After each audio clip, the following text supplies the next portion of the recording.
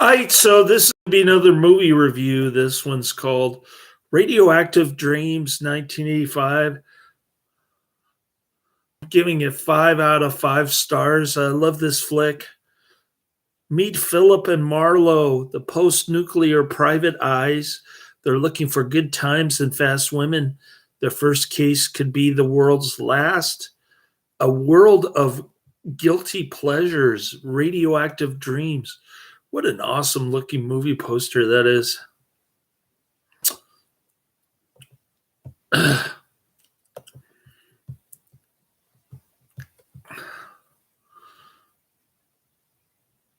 So this is going to be another Albert Pyun B movie, dystopian. We love Albert Pyun on this channel. We're talking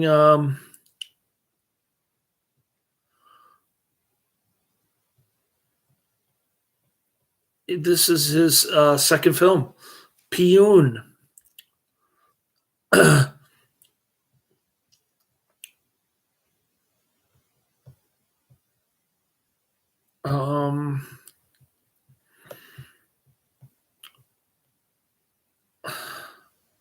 After The Sword and the Sorcerer, Pyun came out with 1985. He also did Alien from LA, Cyborg, Kickboxer 2, Nemesis, Kickboxer 4, Nemesis 2, Nebula, the great Omega Doom, one of the all-time greatest dystopian movies, right up there with Cyborg. Then you've got Nemesis 3, Pray Harder, Nemesis 4, Death Angel. This guy's all over the place. I'll have to put his name in the description and the tag for Alien from LA. I think I've seen that one. I might have it on YouTube. I'm going to double check that. Radioactive Dreams is a 1985 post-apocalyptic sci-fi fiction comedy film written and directed by Albert Pyun and starring George Kennedy, Michael Dudikoff, Don Murray, and Lisa Blount. The names of the two main characters are homages to noir detective film fiction icons Philip Marlowe, Raymond Chandler, and Mike Hammer. The film has achieved cult status, and it has been screened in several cult revival programs around the world. We like cult movies. We like dystopian, post-apocalyptic sci-fi. The film begins with two boys growing up in a fallout shelter in an attempt to escape a nuclear war. They rejoin the world in 2001, and they soon acquire the activation keys of the world's last nuclear missile. They get involved in gang warfare in their new environment. Distributed by De Laurentiis Entertainment Group, DEG in the U.S., and Manson International, non-U.S. Release dates July 1985 in Misfits, and September 10th, 1986. Everywhere else. Running time 98 minutes. That would make it 1 hour and 38 minutes. I watched the extended cut from the Japanese laser disc. I posted the link to that version on the description, and it's 1 hour 44 minutes roughly. country United States language English budget $3 million and box office $7 million. All right. A nuclear war breaks out, expending the world's entire nuclear arsenal except for one missile. Two children, Philip Chandler, John Stockwell, and Marlowe Hammer. Michael Dudikoff, we like Dudikoff on this channel, are left in a fallout shelter cut into the side of a wooden mountain. The pair grow up in the shelter with 1950s detective fiction and swing music as the guiding force in their learning.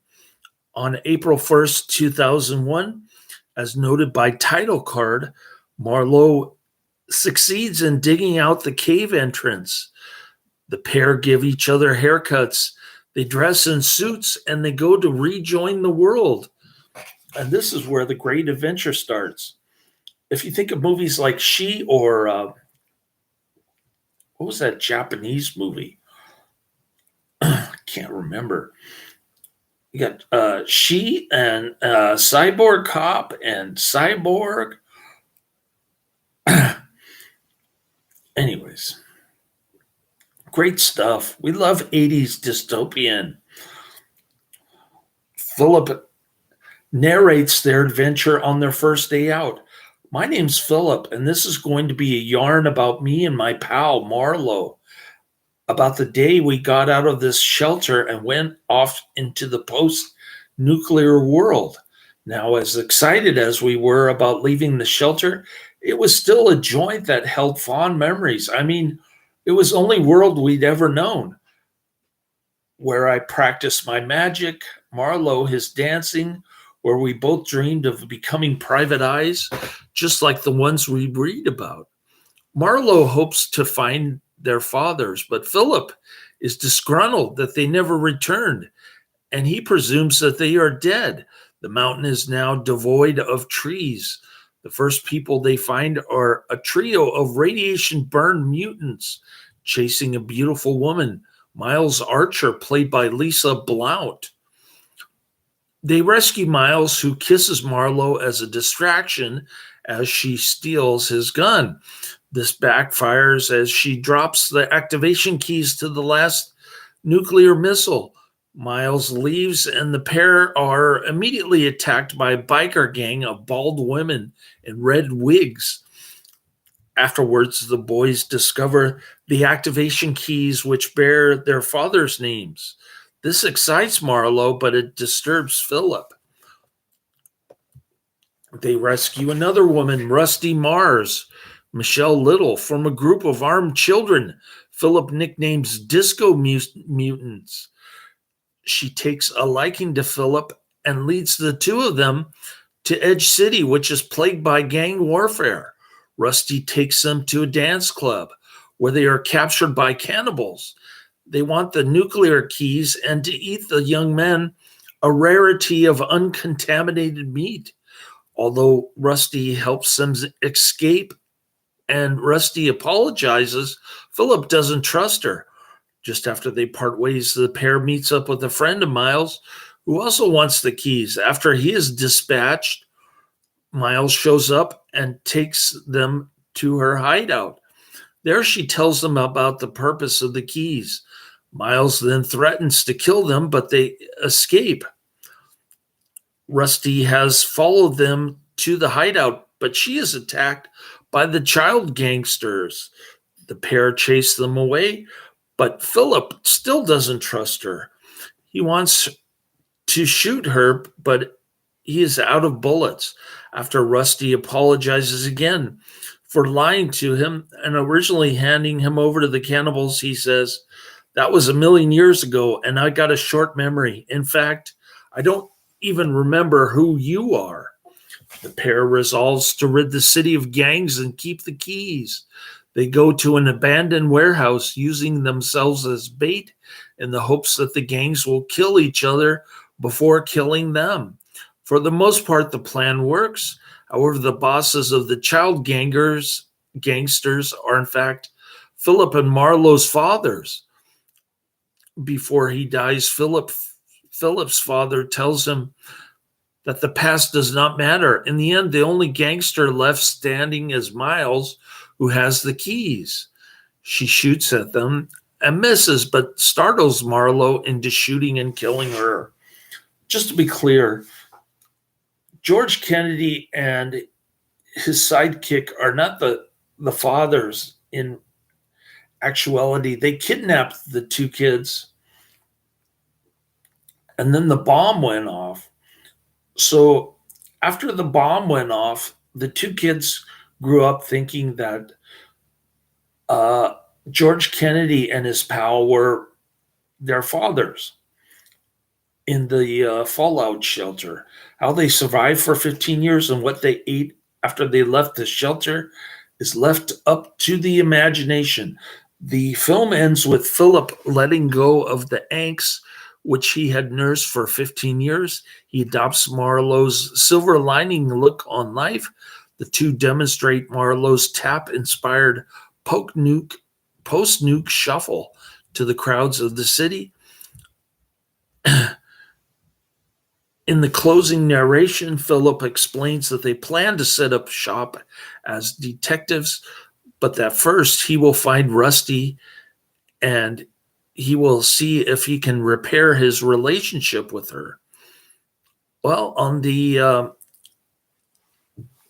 cut I saw, Rusty died. So it must be an alternate ending on the extended cut, the Japanese Laserdisc. All right. Most of the songs featured in the film are pop rock in the new wave vein. The exceptions are Zim Bim Zowie, a swing number, and also a tune in the American songbook style, Daddy's Gonna Boogie Tonight, played on a photograph during the scene with Philip and Marlowe prepared to leave the fallout shelter. The latter and another track called All Talk were left out of the Australian and German soundtrack releases. I don't recognize any of these so-called new wave artists on the soundtrack. However, the soundtrack was also released in Spain, containing all the songs featured in the film. The title track is also set to be a bonus track on the digital reissue of Susad's debut album on July 2nd, 2013. I don't even know who Susad is. Anyway, the film was given a limited release theatrically in the United States by De Laurentiis Entertainment Group in September 1986, grossing $220,038 at the box office. It was released on VHS by Vestron Video as of 2017. The film has still not officially been released on DVD in the US. However, there is a rare German Region 2 special edition DVD. This edition also includes the CD, the soundtrack CD, and is limited to 1,000 copies. I wonder how much that costs. The film was awarded the Golden Raven at the 5th Brussels International Fantastic Film Festival, and it was nominated for the best film at the Italian Film and Literature Festival Mistfest. Wasteland video game, a post-apocalyptic open-world role-playing video game series that was heavily inspired by Radioactive Dreams. Fallout, a video game initially conceived as a spiritual successor to Wasteland that eventually turned into its own standalone series. The first game in the Fallout series was made after the initial plans for the sequels. Wasteland 2 and Wasteland 3 were compromised due to Electronic Arts' Fountain of Dreams. Fallout borrows even more ideas and design cues from Radioactive Dreams than even Wasteland itself did in the beginning.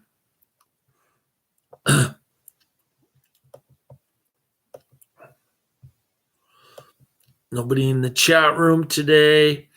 Karate Man's cognito. Same with Adrian and Jeff Jaffe. Nowhere to be found. This gets an okay 5.5 out of 10 on IMDb. 2,000 ratings. Not too obscure, but a German DVD is obscure. All right.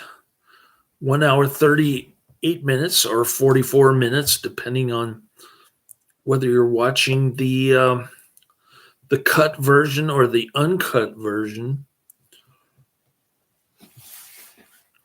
After a nuclear war, Philip Hammer and Marlo Chandler have spent 15 years on their own in a bunker, stuffed with junk from the 40s and old detective novels. Now 19 years old, they leave their shell to find a world full of mutants, freaks, and cannibals. They became famous detectives in their struggle for the two keys that could fire the last nuclear weapon.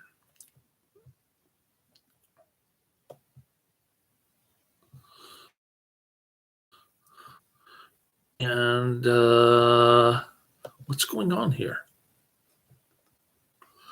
Why can't I click on this? Well, I'm trying to read the storyline here, and it's not letting me expand. All right.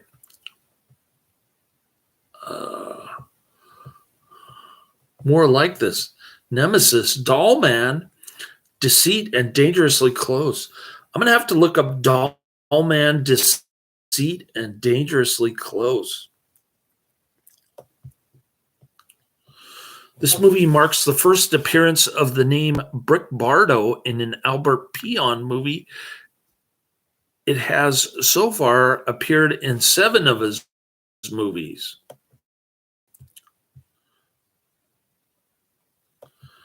When Phil and Marlo leave their bunker, they bring their car to abrupt halt. Upon seeing a woman, the sound used is of tires screeching on asphalt. Oh, here we go.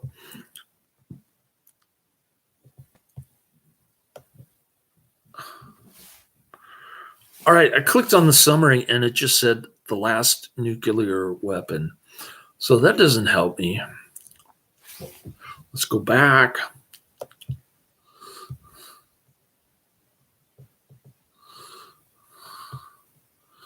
Scroll down. Scroll down. All right.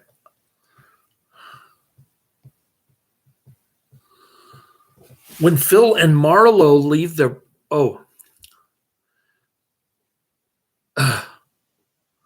When Phil and Marlo leave their bunker, they bring their car to abrupt halt. Seeing a woman, the sound used is for tires screeching on asphalt, which they are on an obviously dirt road. Quotes for Miles Archer and Marlo Hammer. Miles Archer, I'm going to blow your head off unless I get those keys.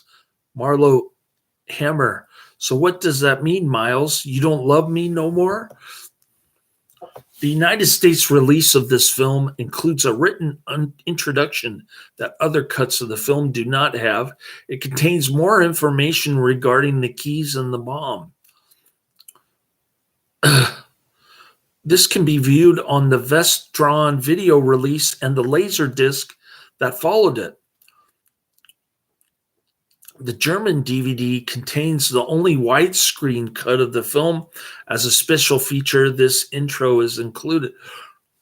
So I watched the Laserdisc version. It was actually a Japanese Laserdisc. It had Japanese subtitles. I couldn't figure out the difference between Miles and Rusty. They both look the same. I thought they were the same character. All right. This was featured in Best of the Worst, Cyborg and Arcade, Albert Pyun double feature from 2022. Soundtracks, Nightmare, performed by Jill Jacks, written by Michael McCarthy, Jill Jacks, and Judith Nee. Produced and arranged by Michael McCarthy. Excuse me. All right.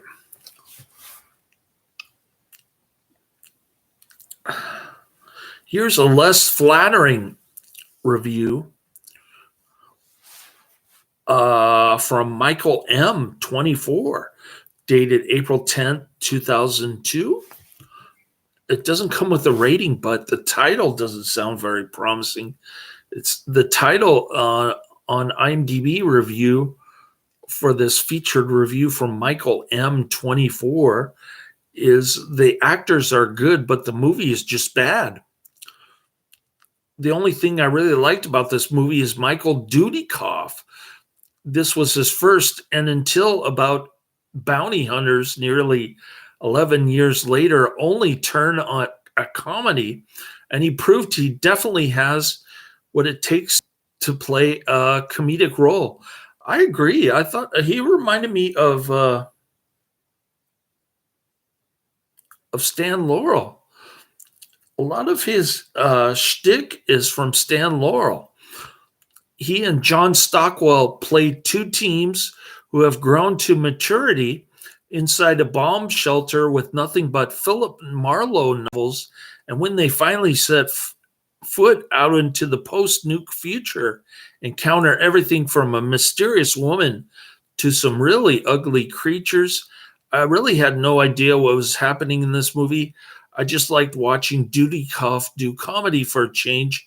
His teenage girl-like reaction to discovering that giant creature hanging from the ceiling is alive is hysterical, and show off some cool dance moves at the end of interest to only Dudikoff fans, and even they might be disappointed outside of him. Well, I certainly wasn't disappointed. I was pleasantly surprised by this. We love Albert Pyun on this channel. And I'll look up Alien from LA and those two other movies too. All right. Going down my list, I've got number 1, Tango and Cash, 1989. Number 2, Grizzly. Number 3, Black Sheep, 2006. So I'm going to try to get through these as quick as I can. I got about a half an hour to watch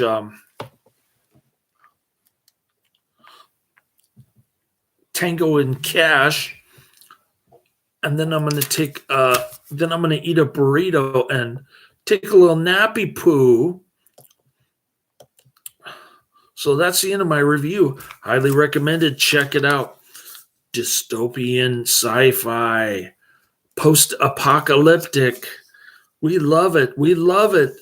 Give me more. Give me more.